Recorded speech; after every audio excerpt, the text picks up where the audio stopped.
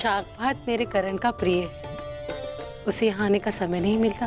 मैं सोचती हूँ जब भी वो आएगा शाक भात देखकर उसे संतोष होगा।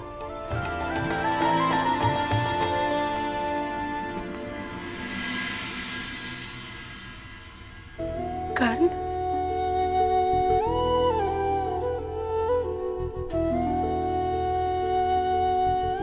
करण नहीं माता, राधे करण।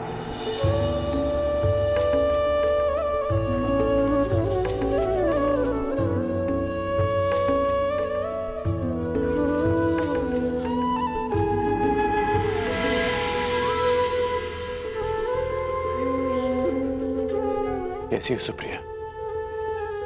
जी ठीक हो। कितना स्मरण किया तुम्हें पुत्र, परंतु तुम्हें अपनी माता की याद ही नहीं आती। माता ऐसा मत कहो, बहुत याद आती है। आइए माता।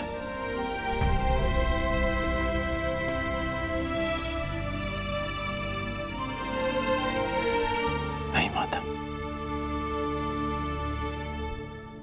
मुझे विराटनगर शीघ्र ही प्रस्थान करना होगा।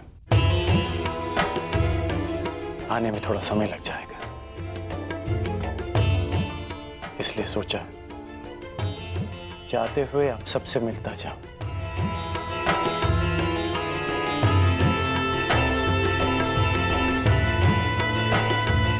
किसे खोज रहे हो पुत्र? वृषसेन को खोज रहा हूं माता।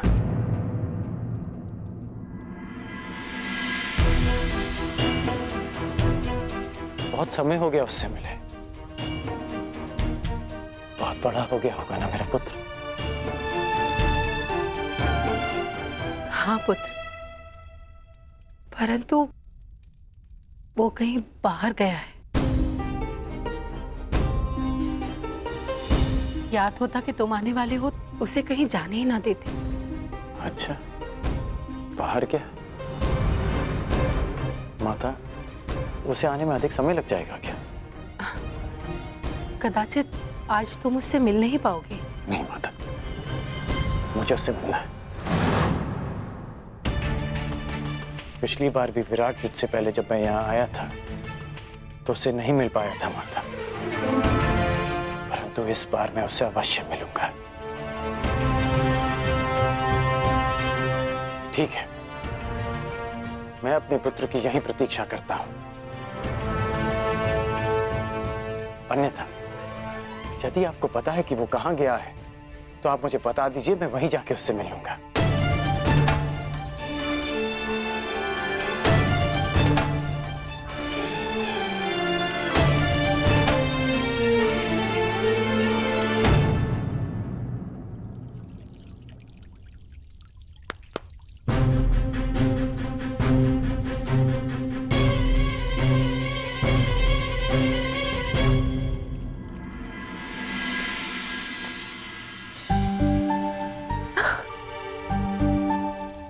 अरे वीणा, ये मेरे लिए है पिताश्री। आपने अपनी माता से यही मांगा था ना? पिताश्री, इसे सीखने की अनुमति है? अवश्य, क्यों नहीं। आप अपने हर एक निर्णय लेने के लिए स्वतंत्र हैं।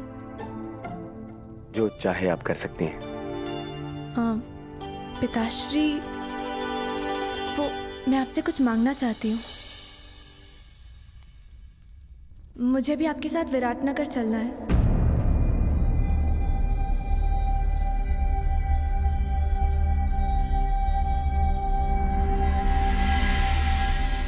प्रश्न ही नहीं उठता लक्ष्मणा।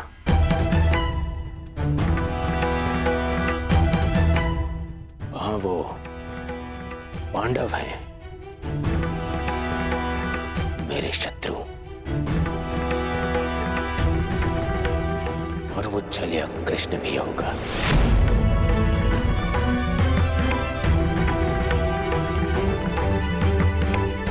जो सदा मेरे सामने कठिनाइयां उत्पन्न करता रहता है।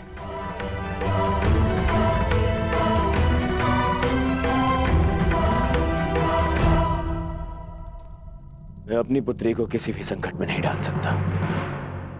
परंतु पिताश्री, आप ही ने कहा था कि आप हमारी प्रत्येक इच्छा पूरी करेंगे।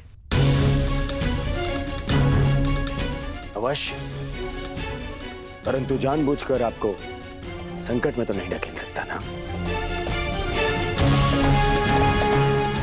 आपकी सुरक्षा मेरा कर्तव्य है।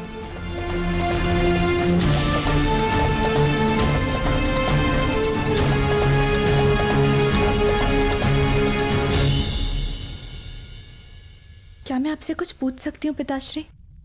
निसंदेह पूछिए, क्या पूछना है? लक्ष्मणा, क्या जानना है आपको?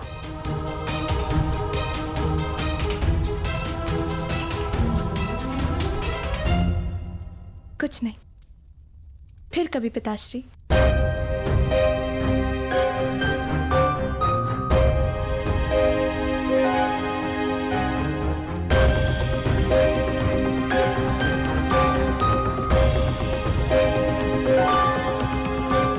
समझ नहीं आ रहा है आपको सांप के बारे में कैसे बताऊं, परंतु कदाचित अभी समय नहीं आया है।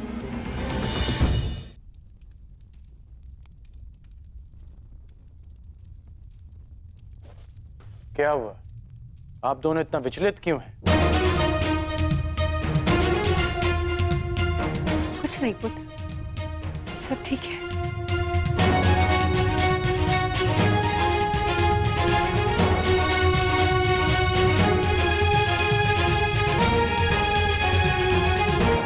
ऐसा प्रतीत हो रहा है माता कि आप मुझसे कुछ छुपा रही हैं। माता, वृषसेन कहाँ है? आप मौन क्यों हैं माता? सुप्रिया, हमारा पुत्र कहाँ है बताओ। जी पुत्र वो शिव मंदिर गए। कुछ पंडित आए थे तीर्थ के लिए, उन्हें मार्ग दिखाने गया है। बस इतनी सी बात है। आप मुझे बता क्यों नहीं रही थी? ठीक है, मैं उसे वहीं ढूंढ लूंगा। कर्ण पुत्र, वहां बहुत भीड़ होगी। कोई विवाह का आयोजन चल रहा है, उस भीड़ में कहां ढूंढोगे? तुम्हें विराटनगर के लिए विलंब हो रहा होगा, अगली बार मिल लेना। नहीं माता,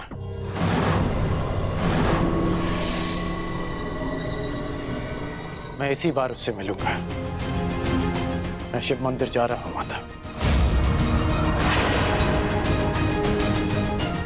प्रणिपात।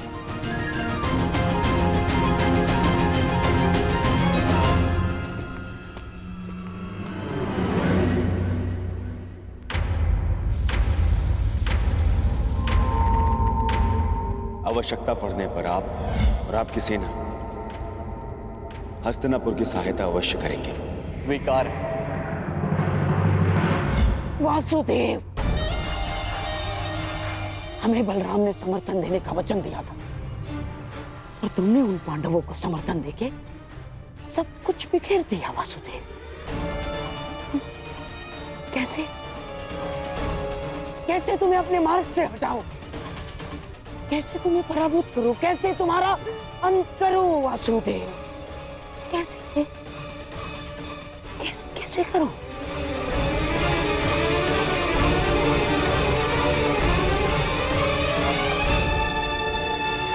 क्या पता? हाँ, एक काम कर सकता हूँ, विवाह में उसके भोजन में विष मिलाकर दे देता हूँ। हाँ?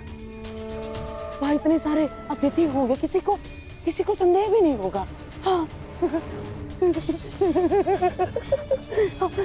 ऐसे ही करता हूँ। नहीं, गांधारराज, ये संभव नहीं है ना। जब वो छलिया नवजात था, तब पूतना ने भी विष फैलाने का प्रयास किया था। जब पूतना से कुछ नहीं हो पाया तो मैं कैसे? ना,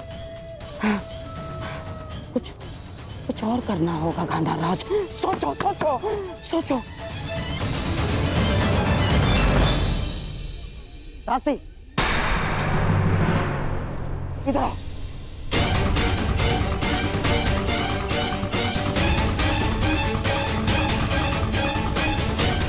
सुना नहीं तुमने?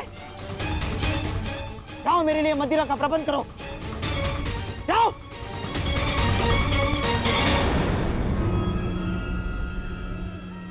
अब मैं ध्यान लगाकर सोच पाऊंगा, अब मेरा मस्तिष्क चलेगा।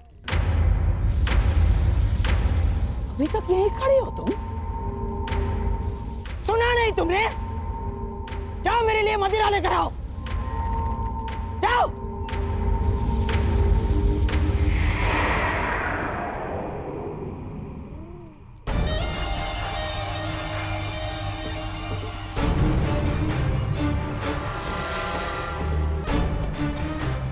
कैसे करूं उस वासुदेव का अंत?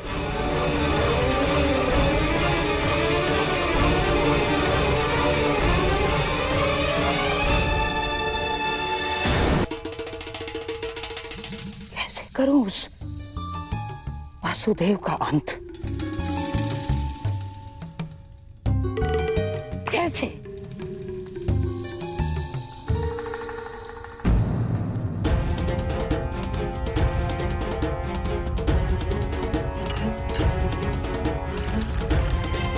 गांधार नरेश, मदिरा।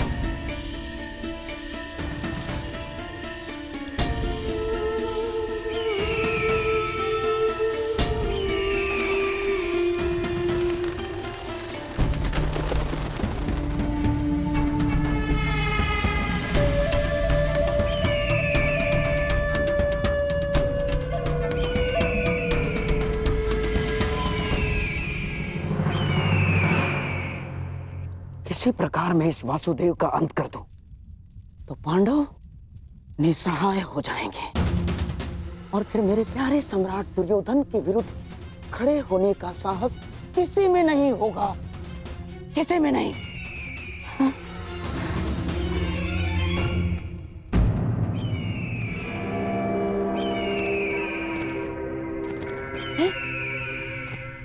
ये तो कोई संदेश है। कौन भेज रहा है और किसे?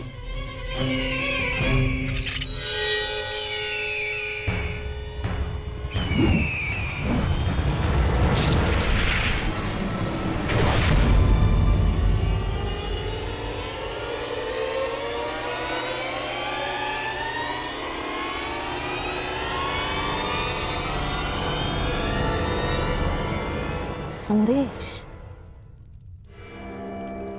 केवल आपकी लक्ष्मण।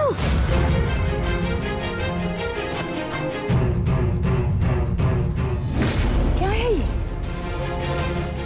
क्या है ये? तुम्हें ज्ञात भी है तुम क्या करने जा रही थी? हैं? कृष्ण का पुत्र सांब और दुर्योधन की पुत्री लक्ष्मणा। असंभव है ये, असंभव है ये, तुम्हारा दोनों का साथ असंभव है। तुम्हें याद भी है इसका परिणाम क्या होगा बच्चे? हैं? याद है तुम्हें इसका परिणाम क्या होगा? महाविध्वंस हो जाएगा बच्चे, महाविध्वंस।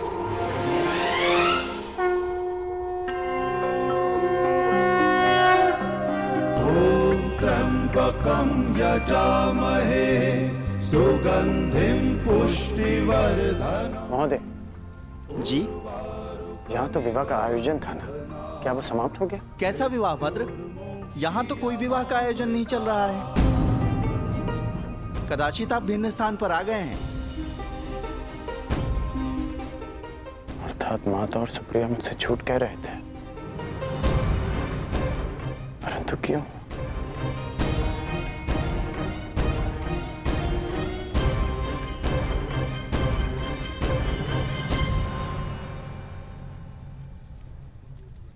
लक्ष्मण का मित्र है।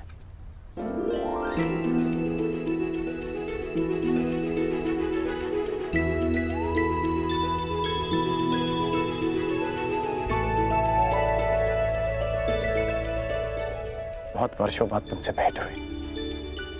कैसे हो तुम? मैं बहुत अच्छा हूँ, परंतु आप यहाँ भ्राताकर्ण? मैं अपने पुत्र ऋषियन की खोज कर रहा हूँ। मुझे किसी ने बताया था कि वो इस मंदिर में किसी के विवाह में सम्मिलित होने आया है। वो आपको यहाँ नहीं मिलेगा भ्राताकर्ण। वो सदा अपने प्रिय स्थल पर होता है। प्रिय स्थल? वृषसेन! कहाँ हो वृषसेन? पुत्र कहाँ हो तुम? वृषसेन!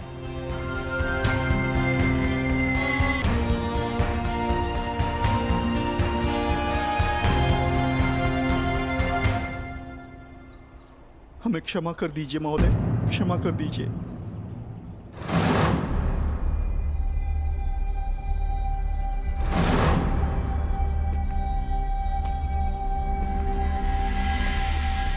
ऐसा करने से पहले तुम्हें इसके परिणाम को सोच लेना चाहिए था।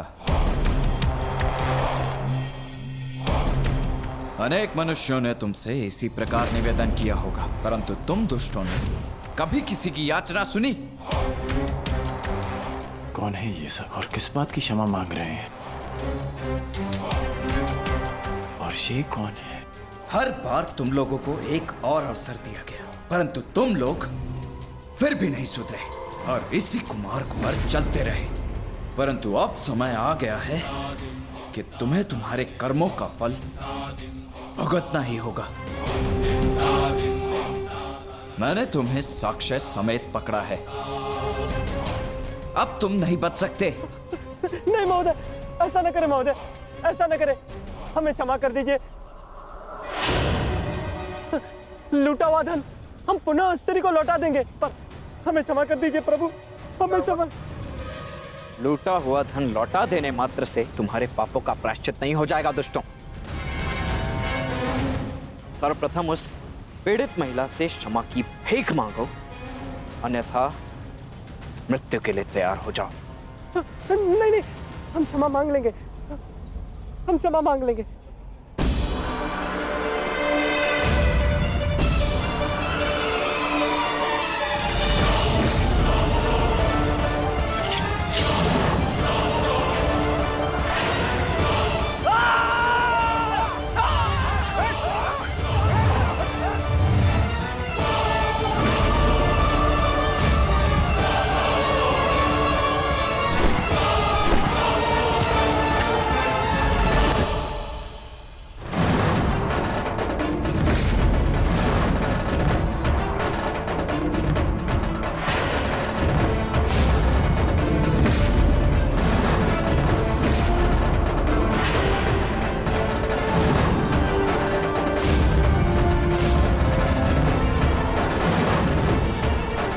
वृषसेन,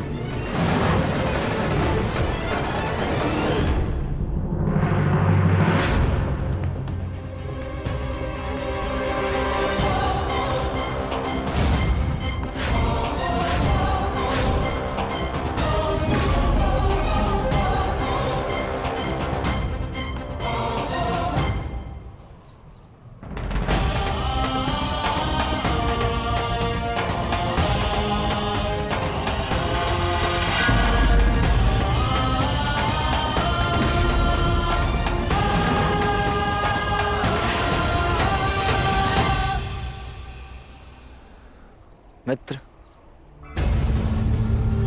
उस स्त्री को उसका धन लौटा दो और इन शवों को भी अंतिम संस्कार दे दो। हमारा मंतव्य यहाँ पूर्ण हुआ। जिनसे मिलना था उनसे मिल चुके। अब न किसी से मिलना शेष है और न किसी को उत्तर देना।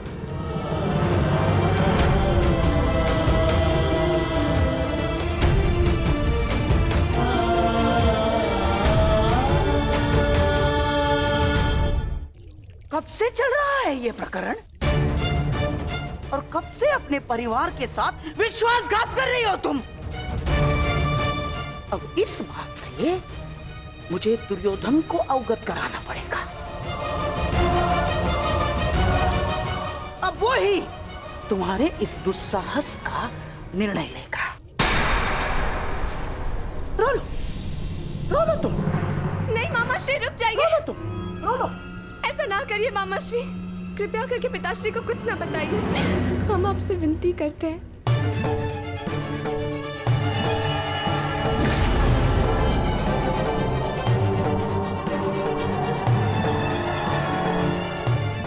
हमें क्षमा कर दीजिए मामा श्री, आपका भरोसा तोड़ने के लिए हम क्षमा चाहते हैं।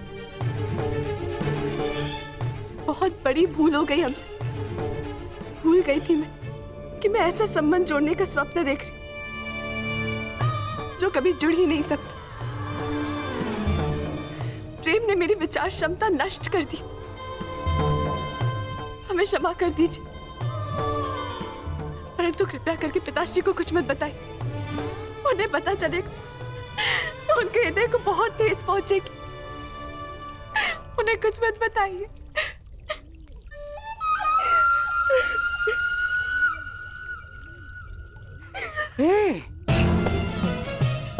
अच्छी ना, तुम आओ। क्या बैठो। रोने वाले लक्ष्मणा, देखो मुझे क्रोध तो आया था मुझे क्रोध, परंतु तुम्हारे अश्रुओं ने मुझसे कह दिया कि तुम सांब से अत्याधिक प्रेम करती हो। हाँ, ठीक है, अब मुझे ही कोई मार्ग ढूंढना पड़ेगा इससे बाहर निकलने का।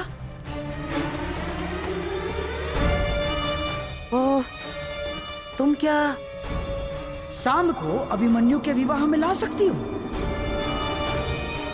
बताओ ना, बुला सकती हो तुम? हाँ, परंतु पिताश्री भी वहां होंगे ना? वही तो मैं चाहता हूँ लक्ष्मणा। केवल तुम्हारे पिताश्री नहीं, अपितु तुम्हारे पिताश्री दुर्योधन के साथ साथ सांब के पिताश्री कृष्ण भी वहां उपस्थित होंगे।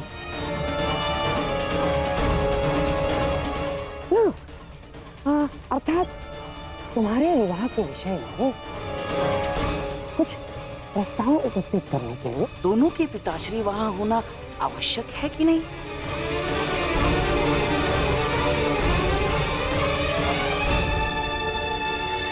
परंतु पिताश्री कभी नहीं मानेंगे। ना ना ना, तुम दुर्योधन की चिंता बिल्कुल मत करना, मैं उसे समझा दूंगा। सच? हाँ, अरे मैं अपनी लक्ष्मणा के लिए इतना भी नहीं कर सकता। तुम बस किसी भी परिस्थिति में सांब को वहां उस विवाह में ले आना, शेष सब मैं संभाल लूंगा। हाँ? धन्यवाद मामाश्री। सांब अवश्य आएंगे, हम अभी से संदेश भेजते हैं। हाँ।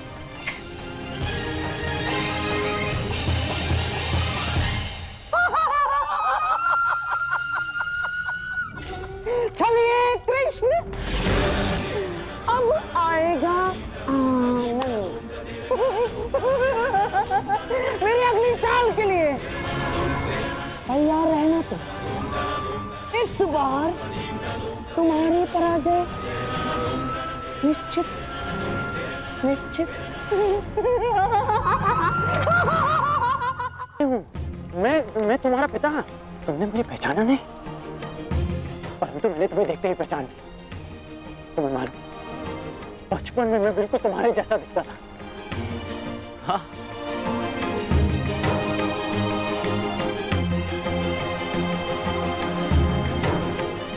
वही मुख,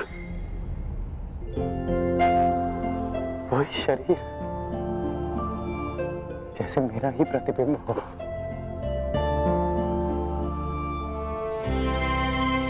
तुम बिल्कुल मुझ पर गए हो पुत्र। मुझे ज्ञात है कि आप मेरे पिता हैं, परंतु इस पिता और पुत्र के संबंध का आपके लिए महत्व ही क्या है? मेरी बात सुनो पुत्र, इस बात का क्या तात्पर्य है पुत्र? यही कि सदा आपने अपने परिवार से अधिक महत्व अपने लक्ष्यों को दिया। आपके लिए वो महत्व नहीं रखते थे जिन्होंने आपसे प्रेम किया। आपके लिए वो महत्व रखते रहे जिन्होंने आप पर उपकार किया या जिन्हें आपने वचन दिया। परंतु मेरे लिए सबसे अधिक महत्वपूर्ण मेरा परिवार है। सबसे अधिक महत्व मेरे अपनों का है।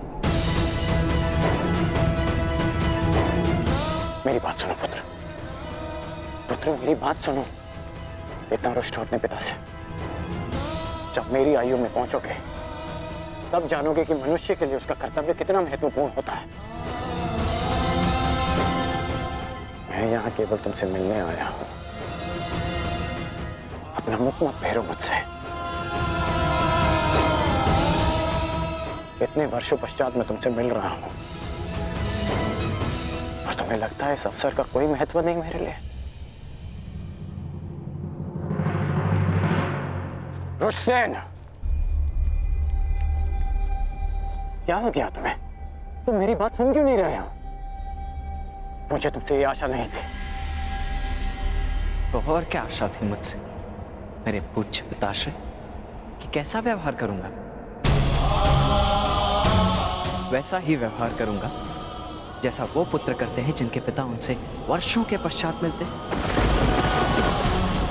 आपका स्वागत करूंगा, आपको आलिंगनबद्ध करके अश्रु बहाऊंगा। आपने कभी सोचा है कि वर्षों के पश्चात जब आप अपने परिवार के पास लौटोगे तो सब आपकी व्याकुलता से प्रतीक्षा कर रहे होंगे? कदाचित शेष ने ऐसा किया हो, परंतु मैं भिन्न हूं। आपकी भांति मैं अपने परिवार को उनके हाल पर नहीं छोड़ सकता। मेरे लिए सबसे अधिक महत्व मेरे परिवार का है। मेरे लिए भी, मेरे लिए भी। परंतु मेरे लिए मेरा धर्म, मेरा कर्म, मेरा कर्तव्य भी उतना ही महत्वपूर्ण है।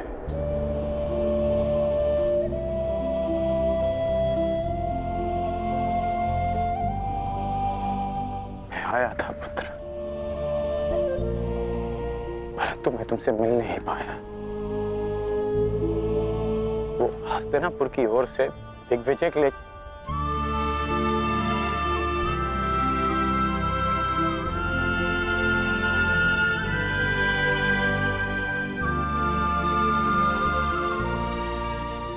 तुम ही बता।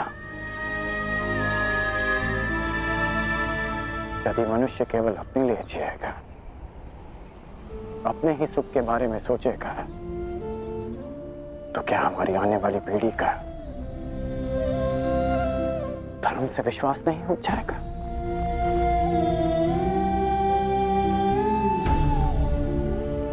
हमें इस समाज के उज्जवल भविष्य के बारे में सोचने का कोई अधिकार नहीं तब तक जब तक हम अपने पारिवारिक समस्याओं से ऊपर उठकर समाज के बारे में ना सोचें, समाज के लिए अपना धर्म पूर्ण ना करें।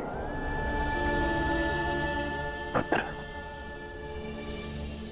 जीवन स्वार्थ नहीं परमार्थ है।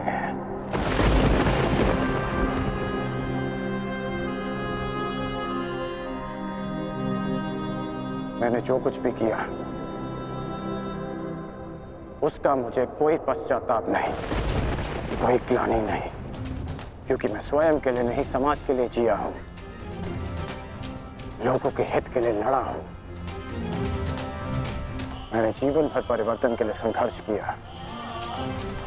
जानते हो क्यों? क्योंकि जब भी मैंने ऐसा किया तो मैंने लोगों की आंखों में आशा की किरण देखी। संसार में परिवर्तन लाने से पूर्व हमें स्वयं में परिवर्तन लाना चाहिए। इसलिए मैंने ये सब किया पुत्र। और यदि मैं ऐसा नहीं करता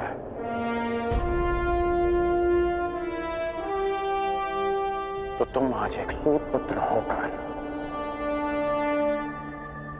हाथ में शस्त्र नहीं उठा पाते।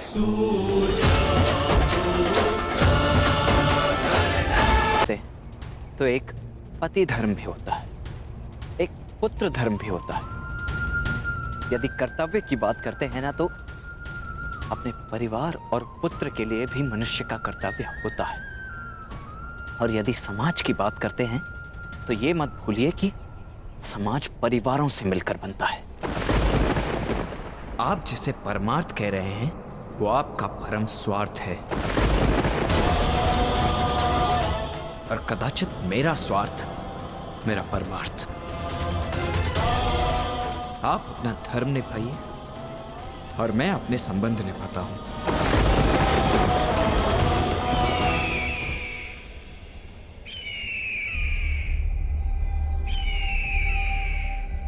अब मैं चलता हूं, मुझे शीघ्र ही कहीं पहुंचना है अपने संबंध निभाने के लिए।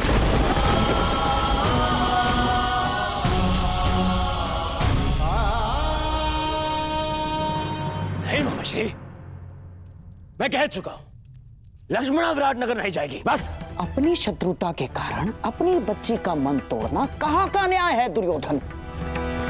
हमारी बच्ची लक्ष्मणा को हमारे साथ ले जाना उचित होगा दुर्योधन। अरे कदाचित आप भूल रहे हैं मामाश्री कि विराटनगर हमारा मित्र नहीं शत्रु राज्य है। कोई अनहोनी हो गई तो, युद्ध छिड़ गया तो। मैं कुछ नहीं भूला हूं दुर्योधन, परंतु समझो बात को, ये निमंत्रण युद्ध का नहीं, विवाह समारोह का निमंत्रण है। उस अभिमन्यु का विवाह समारोह है। और दुर्योधन हमारी नई पीढ़ी का पहला विवाह है, उसमें हमारी बच्ची को ले जाना अनुचित नहीं है। अरे मामाश्री क्षमा कीजिए मुझे, परंतु ये मुझे स्वीकार नहीं है। मैं अपनी पुत्री को संकट में नहीं डालूंगा, बस। दुर्योधन देखो, ये मत भूलो कि ये आमंत्रण पांडवों की ओर से आया है, अर्थात पांडव शांति बनाए रखने के लिए कुछ भी कर सकते हैं, कुछ भी, जिससे किसी पर भी कोई भी संकट आए। मामाश्री बस, अब मुझे और कुछ नहीं सुनना है। ठीक है, जैसा तुम उचित समझो। रुकिए मामाश्री, क्या चल रहा है आपके मस्तिष्क में?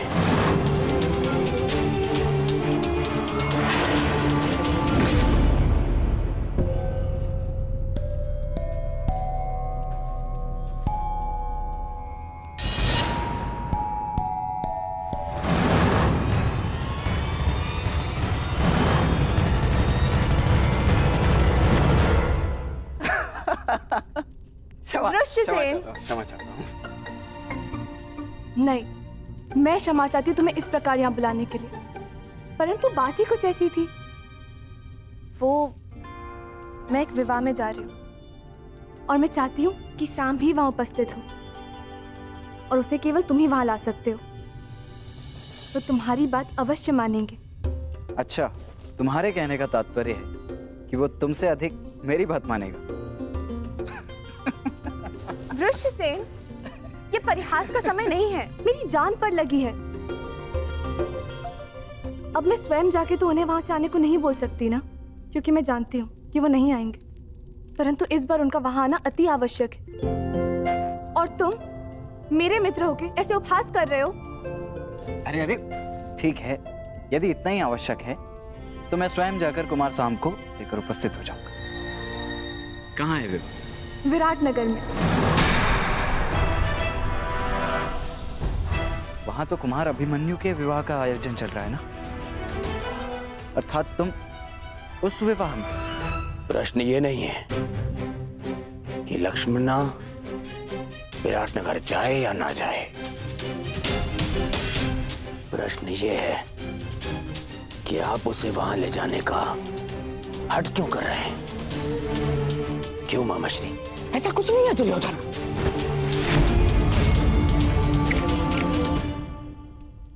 जितना मैं आपको जानता हूं मामाश्री, आप अकारण मेरा मन बदलने के लिए मुझे बातें नहीं करते हैं। कुछ तो योजना आपके अंतर मन में है मामाश्री। अब भला मेरे मन में क्या योजना हो सकती है? मैं ये जो कुछ भी कर रहा हूँ अपनी बच्ची लक्ष्मणा की प्रसन्नता के लिए कर रहा हूँ, और कोई योजना नहीं है इसमें। बेहतर होगा कि ना हो मामाश्री, क्योंकि यदि ये कोई आपकी योजना है जिसमें आपने मेरी पुत्री का उपयोग करना चाहा तो मैं आपको क्षमा नहीं करूंगा मामा श्री। ये क्या क्या कह रहे हो दुर्योधन? मैं अपनी बच्ची लक्ष्मणा को लेकर छल करूंगा? आपके लिए कुछ भी असंभव नहीं है मामा श्री, परंतु सावधान करता हूँ, क्योंकि यदि मेरी पुत्री पर जरा सी भी आँच आई तो आप मेरी प्रतिक्रिया सहन नहीं कर पाएंगे, समझे? दुर्योधन, ये क्या हो गया है तुम्हें? तो बताइए, आप लक्ष्मणा को विराट नगर ले जाने में दबाव क्यों बना रहे? आपका यह मौन मेरे मन के संदेह की अग्नि को और भड़का रहा है। बोलिए, अन्यथा मैं अपना संयम तोड़ बैठूंगा। बोलिए।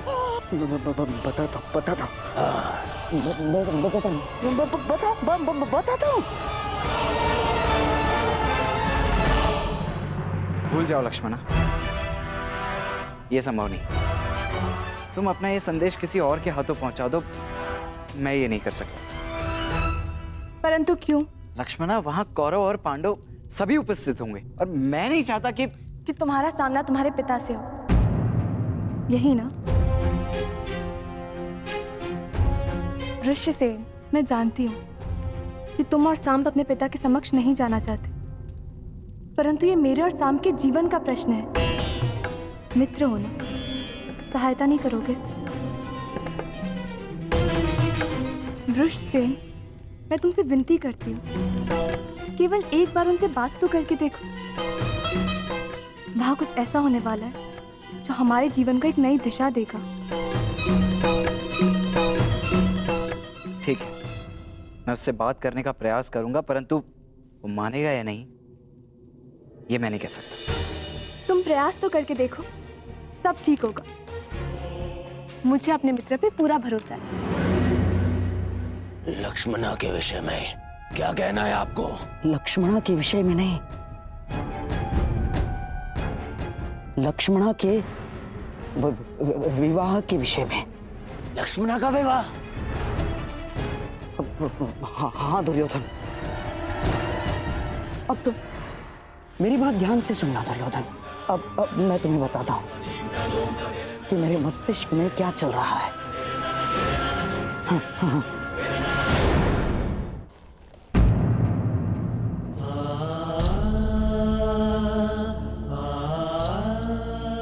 मुझे नहीं पता था कि आप अभी यही हैं। मैं जानता हूं तुम मुझसे रुष्ट हो पुत्र।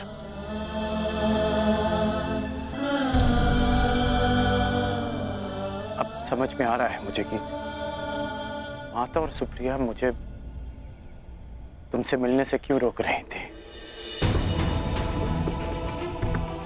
माता और दादी माँ को सदा यही लगता था कि हम एक दूसरे से ना मिलें, परंतु सत्य तो ये है कि मैंने सदैव इस भेंट की प्रतीक्षा की कि मैं आपको बता सकूं जो परिवर्तन आप लाना चाहते हैं वो बस केवल एक स्वप्न है जो कभी पूरा नहीं हो सकता। इतने वर्षों में भी आप कुछ नहीं कर पाए। साधारण असहाय मनुष्यों पर आज भी अत्याचार होते हैं, उन पर अन्याय होता है और इस अन्याय को रोकने का एक ही उपाय है, अत्याचार और अत्याचारियों को जड़ से उखाड़कर फेंक दिया जाए। ये हल नहीं है पुत्र, ये हल नहीं है। अपनी अपनी सोच है। आप परिवर्तन में विश्वास रखते हैं और मैं परिणाम। आप कर्म पर विश्वास करते हैं और मैं फल पर। मैं वृक्ष से मिले फल पर विश्वास करता हूं।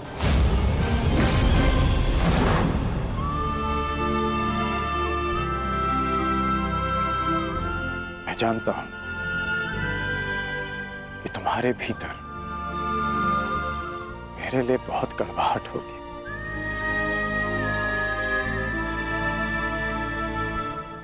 परंतु मुझे विश्वास है कि एक दिन तुम मेरा बलिदान अवश्य समझोगे। मैं उस समय की प्रतीक्षा करूंगा।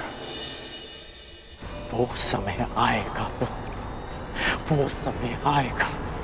वो दिन कभी नहीं आएगा जब मैं आपके तर्कों से सहमत होऊंगा। आपने अपना मार्ग चुना और मैं अपने चुने मार्ग पर चलूंगा। आप कीजिए प्रतीक्षा परिवर्तन की, परंतु मैं परिणाम लाऊंगा और मैं अपने मार्ग में किसी को नहीं आने दूंगा, फिर चाहे मुझे उसके लिए किसी का भी सामना करना पड़े। और यदि आपका भी सामना करना पड़ा तो मुझे स्वीकार है।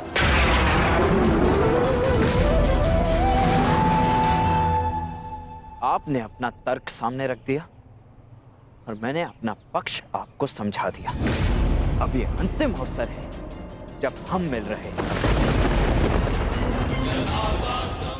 ईश्वर से प्रार्थना है कि अब जब कभी भी हम एक दूसरे के सामने आए तो एक दूसरे के विपक्ष में ना हो, क्योंकि यदि ऐसा हुआ तो हम दोनों में से कोई एक ही जीवित बचेगा।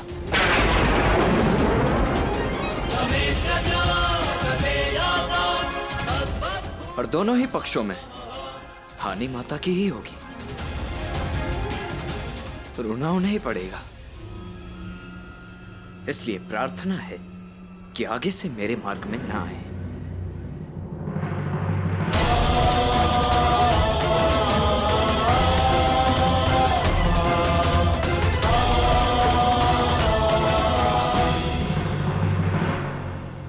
ये सुंदर है।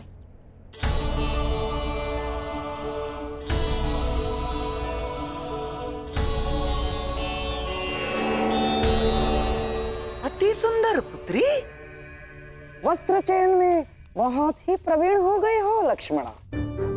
एकांत। नहीं मामाश्री, प्रवीण तो आप हैं मनाने में। हैं? मुझे तो विश्वास ही नहीं हो रहा कि ये चमत्कार कैसे हुआ। पिताश्री को कैसे मनाया? विश्वास के कारण, क्योंकि शकुनी हमेशा अपने दिए वचन पूर्ण करता है। तुम्हें भी मुझ पर विश्वास करना सीखना होगा लक्ष्मणा। मुझे आप पर पूरा विश्वास है मामाश्री। तो क्या तुमने वो किया जो मैंने तुमसे करने को कहा था? क्या संभ विवाह में आएगा? जी मामाश्री, वो विवाह में अवश्य आएंगे। बहुत अच्छे बच्ची, जाओ अपने मधुर मिलन की तैयारियां करो। जाओ।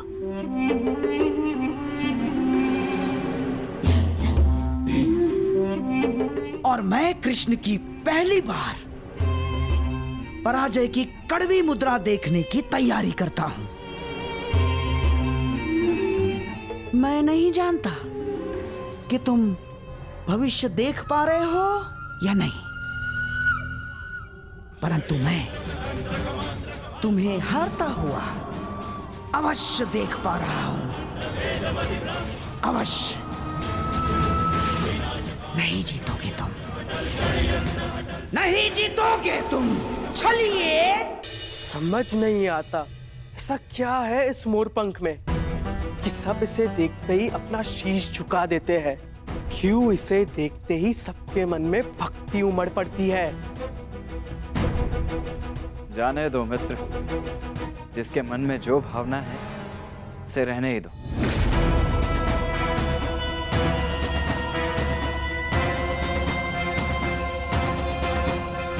परंतु मुझे ये भक्ति नहीं लगती, ये भय है, भय जो इस मुकुटधारी के पाखंड से उपजा है। लोग इससे प्रसन्न इसीलिए है क्योंकि वो उन्हें मनचाहा देते हैं। कम से कम वो ये कार्य तो उचित ही करते हैं मित्र। परायों को महत्व देते हैं, अपनों को नहीं।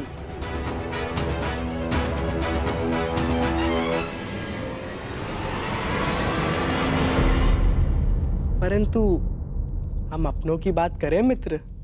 तो क्या निर्णय लिया तुमने? विराटनगर आ रहे हो ना? तुमने सुना नहीं, मैं वहां नहीं जाऊंगा जहां मेरे पिता महान श्री कृष्ण वासुदेव हो। मुझे समझाने में तुम अपना समय व्यर्थ कर रहे हो मित्र। मैं तो स्वयं तुम्हें वहां जाने से रोकने आया हूं मित्र, क्योंकि वहां जाना समय को व्यर्थ करना ही है। अनावश्यक है। वो अभिमन्यु, तुम्हें एक आंख नहीं भाती तो तुम उसके विवाह में जाओगे क्यों? हाँ, वो माना कि लक्ष्मणा वहां आ रही है, परंतु उससे क्या अंतर पड़ता है?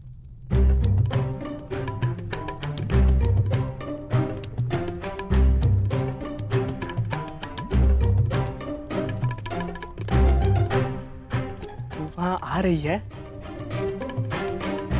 और वो चाहती है कि मैं भी वहां आऊं, है ना? और तुम मुझे वहां जाने से रोक रहे हो। मैं तो केवल अपने मुख पर आई मुस्कुराहट को रोक रहा हूं मित्र।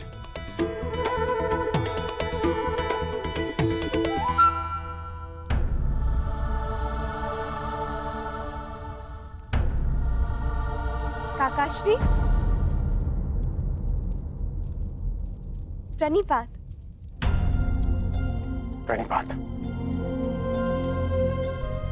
तो हम कल प्रातः यहाँ से प्रस्थान करेंगे ना? परंतु अभी सूर्योदय होने में तो समय शेष है। फिर इस समय आप यहाँ? मैं जांच रहा था कि सुरक्षा प्रबंध पर्याप्त है या नहीं, क्योंकि हस्तिनापुर की राजकुमारी पहली बार जो हमारे साथ जा रही है। काकाश्री, आप अंगराज हैं, अंगरक्षक नहीं। आपको ये सब करने की आवश्यकता नहीं। मैं ये सब इसलिए करता हूँ क्योंकि ये युवराज और आपकी सुरक्षा के लिए आवश्यक है। मेरे लिए मेरा वहां जाना आवश्यक नहीं है, परंतु किसी और के लिए मेरा वहां उपस्थित होना आवश्यक है। मेरी बात मानो मित्र, मत जाओ वहां, भूलो मत। तुम्हारे पिता भी उपस्थित होंगे वहां पर। तुम्हारी मंत्रणा उचित है मित्र, परंतु वहां लक्ष्मणा भी होगी और उसकी इच्छा है कि मैं भी वहां पहुंचूं। इस बार भी उनकी इच्छा नहीं थी कि मैं उनके साथ विराटनगर चलूं, क्योंकि उन्हें आपकी चिंता है। हर पिता के लिए अपनी पुत्री की रक्षा सबसे बड़ी प्राथमिकता होती है। देखो पुत्री, उनके वहां बहुत शत्रु हैं, इसलिए आपको वहां ले जाना सुरक्षित नहीं है। परंतु हम विवाह में जा रहे हैं ना काकाश्री, युद्ध करने तो नहीं। शत्रु शत्रु होता है, कब युद्ध छेड़ दे कोई नहीं जानता। और एक पिता का सबसे बड़ा कर्तव्य अपनी संतान की सुरक्षा होती है। मुझे कोई अंतर नहीं पड़ता कि मेरे पिता मेरे विषय में क्या सोच रहे हैं। तुम्हारा आग्रह डालने के लिए क्षमा चाहता हूँ मित्र, परंतु मैं विराटनगर जाऊंगा लक्ष्मणा से मिलने के लिए, चाहे वहां कुछ भी हो। निश्चिंत होकर जाओ मित्र। यदि वहां कुछ होगा भी तो तुम्हारी रक्षा के लिए मैं वहां उपस्थित रहूंगा। चाहे जो हो राजकुमारी, स्मरण रखिएगा कि मैं आपकी रक्षा के लिए सदैव वहां उपस्थित रहूंगा।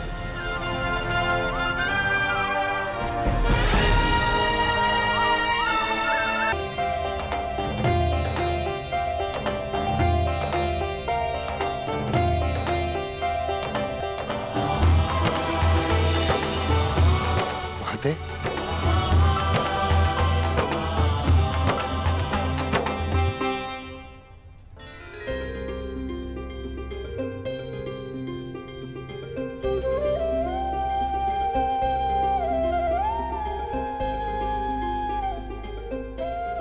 तेरह वर्षों से ये आंखें तुम सबको देखने के लिए तरस रही हैं। अच्छा, नेतृत्व हो जाने दो।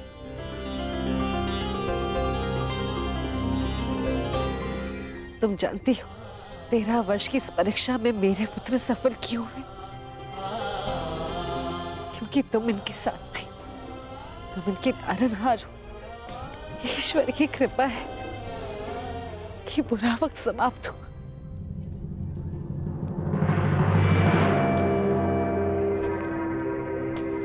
और किसी का बुरा समय प्रारंभ हुआ।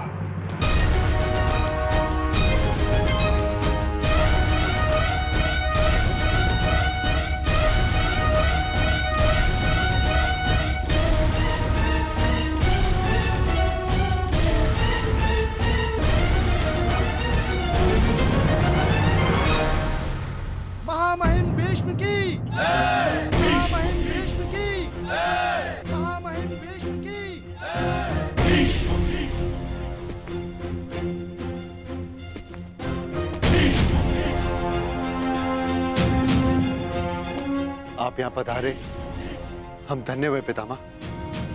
प्रणिपात। आयुष्मान भव।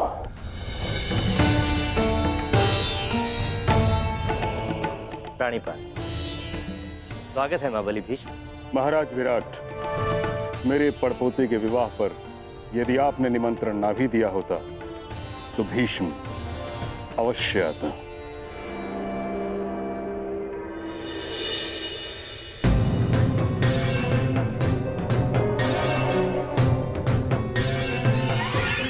आइए महाबली भीष्म।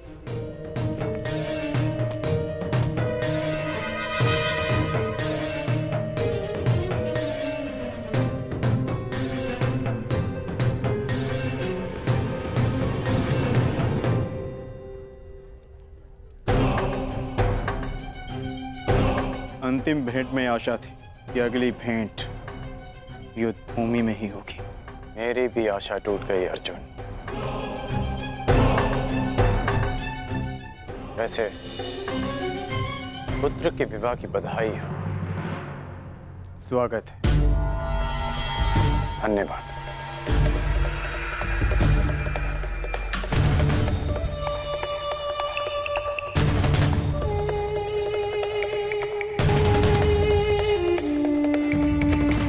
प्रणिपात।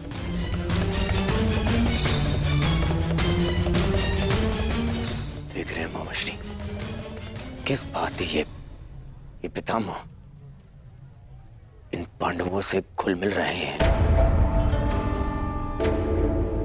कोई जाए उन्हें बताए, समझाए उन्हें कि कुछ ही समय पश्चात यही पांडव युद्ध में हमारे विरुद्ध खड़े होंगे। शांत रहो दुर्योधन। मुख मुद्रा सुंदर नहीं बना सकते तो कम से कम सुंदर शब्दों का प्रयोग तो करो।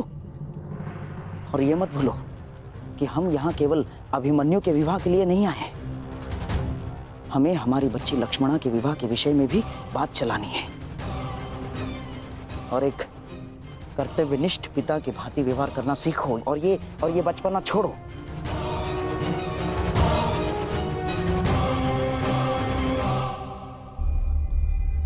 पिताश्री, अब तो सभी अतिथि आ ही चुके हैं ना, अब आप भी तनिक मेरे साथ बैठिए। मुझे आपको कितना कुछ पता है। 13 वर्षों पश्चात आपसे मिलना और इतना समय भी नहीं मिला कि आपको बता सकूं कि मैंने क्या क्या सीखा। अवश्य।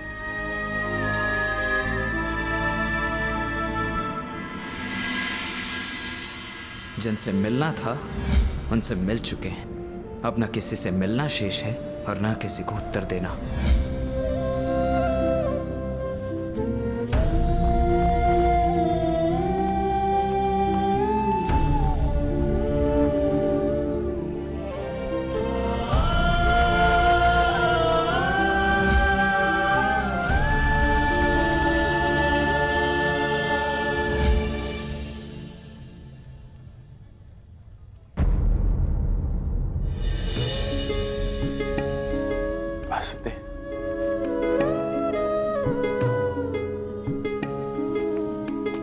प्रणिपात वासुदेव, क्षमा कीजिएगा, मैंने आपको देखा नहीं। कोई बात नहीं अंगराज। मनुष्य का मन जब व्यथित होता है तो कई बार वो अपने आसपास की वस्तुओं को देख नहीं पाता।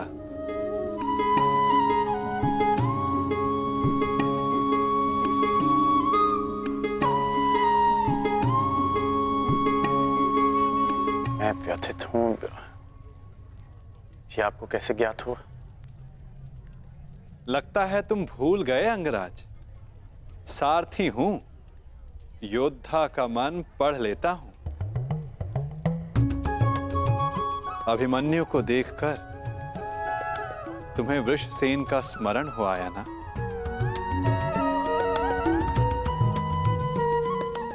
ना कहूंगा तो असत्य होगा।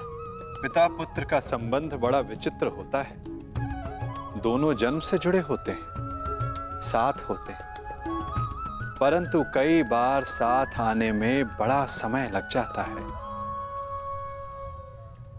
अपने संतान के उज्जवल और स्वतंत्र भविष्य के लिए एक पिता अपने पुत्र से दूर रहता है, परंतु उस दूरी को समाप्त करने में उसे ही वर्षों लग जाते हैं। परंतु मुझे तो भय है कि कहीं अधिक विलंब ना हो जाए। ये तो समय ही बताएगा अंगराज।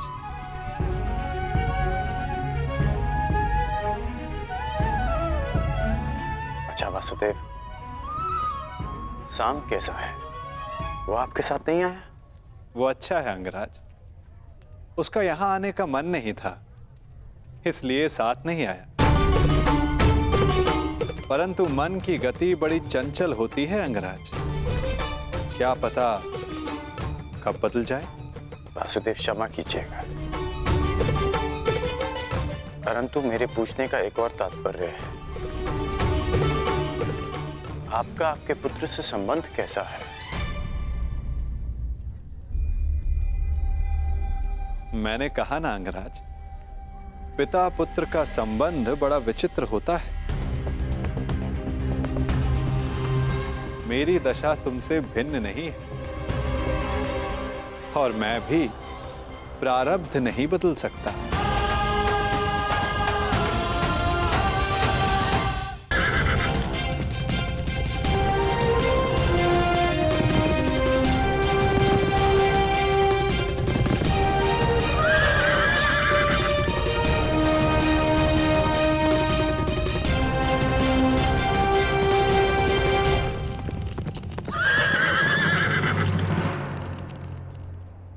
रुक क्यों गए मित्र?